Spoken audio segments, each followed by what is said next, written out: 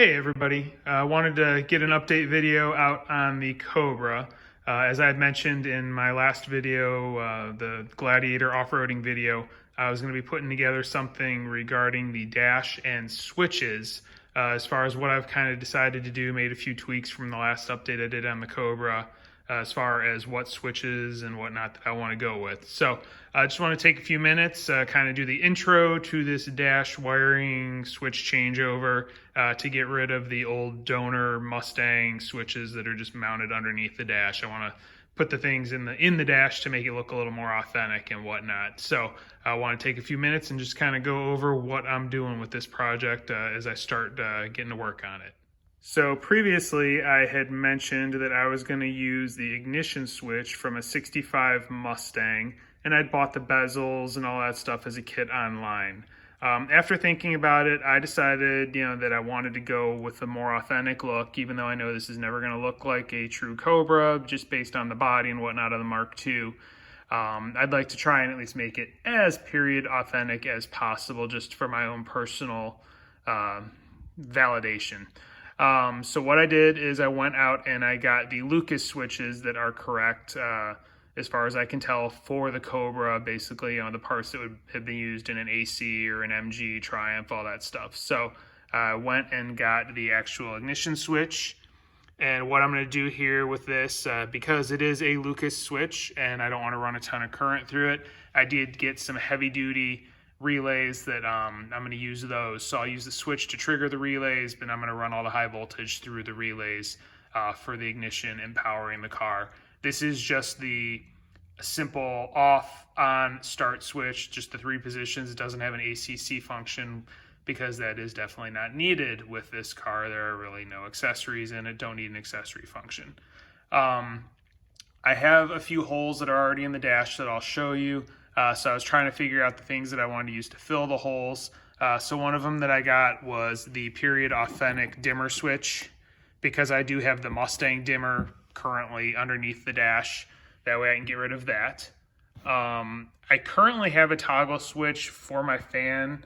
It does have a thermostat on it that turns it on automatically, but I have the manual switch. But it's not like the authentic where it matches everything else. So I went ahead and got just a simple on-off switch. That's the Lucas style. And then over here, I have the 3 other switches that are going to go in the dash. The one is the turn signal switch with the down, set off, and then up to do the 3 different functions. So I'll have it set up where down is the left and up is the right, kind of like you'd be flicking the stalk. And then I have the 3-position headlight switch, so it'll be the off, then the corner lights, and then headlights on. And then I have the 2-position high-low switch for the headlights. So these are the switches that I'm going to put in the dash so far. I may down the road also add a few other things when I get the gauges in, just to again go with that more period authentic look. Alright, so now I want to kind of give you an idea of what I plan on doing as far as the layout goes. The way the car is currently set up, it's almost like a hybrid of what the SC and street version gauge layout would be. The true SC would have the speedometer underneath the 3 gauges in the center, and then it would have the tach and a couple of smaller gauges here. This, they were smart, and I actually kind of like this layout. It's got the oil pressure gauge between the tach and the speedometer, and then over here the 3 other Mustang gauges. And then the 2 holes below were never cut out in the vinyl, but they are there in the aluminum, so you just have to punch the vinyl out. So I plan on keeping that layout when I do eventually go with either Smith's or the Automator Cobra gauges down the road. That's on the to-do list, but not in the budget at the moment. So for what I'm going to do right now, I'm going to put the ignition switch over on this side right here in this general area, and I'm going to move the red light above it, how it would truly be in a Cobra as far as the SC layout goes.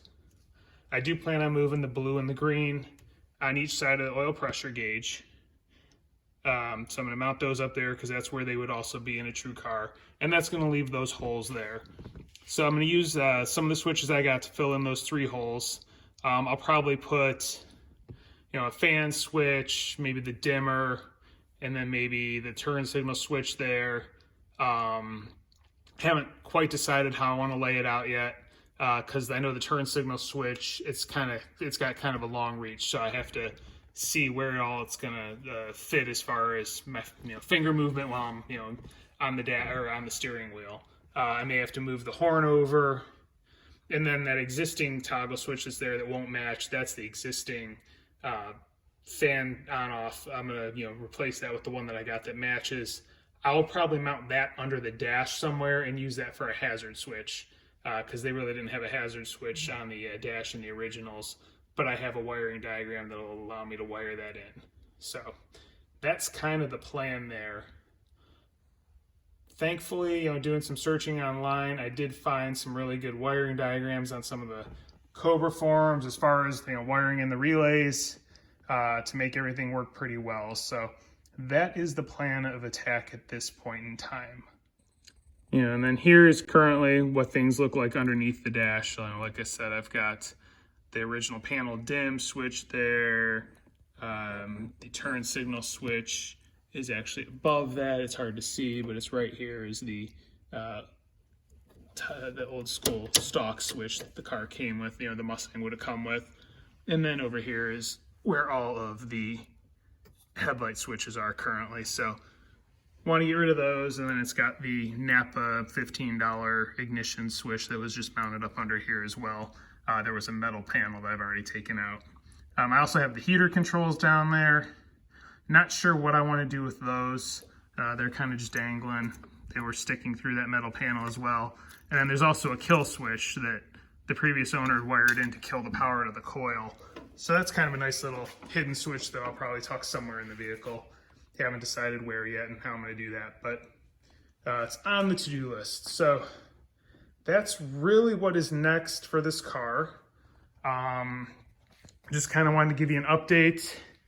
I will probably post videos of the progress that I make, trying to decide, the best way to attack it, because I get all those relays mounted, have to kind of look underneath, see where I'm going to be able to find space to put them as far as, even mounting them as far as access goes, because this dash, I don't know if it's going to come out with the body on the car, and I really don't have to take the body off just to do this wiring stuff. So, although that may be in the future, depending on what I do with these gauges.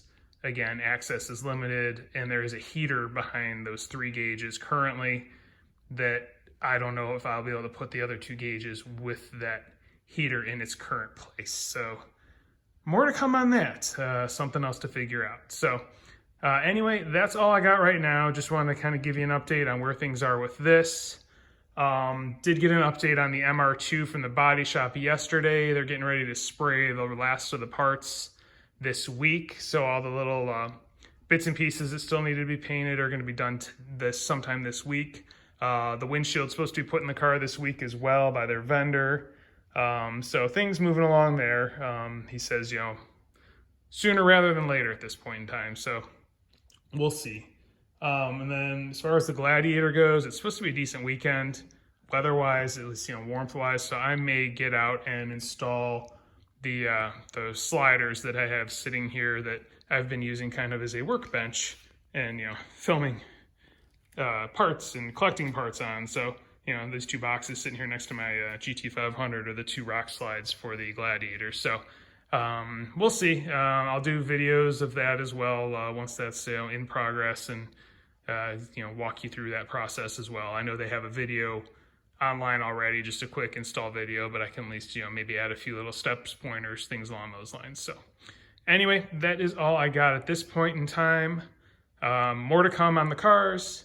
If you want to follow along, please please subscribe. There will definitely be a lot more content coming on these 3 project cars I'm currently working on. Thanks for watching. Have a great day.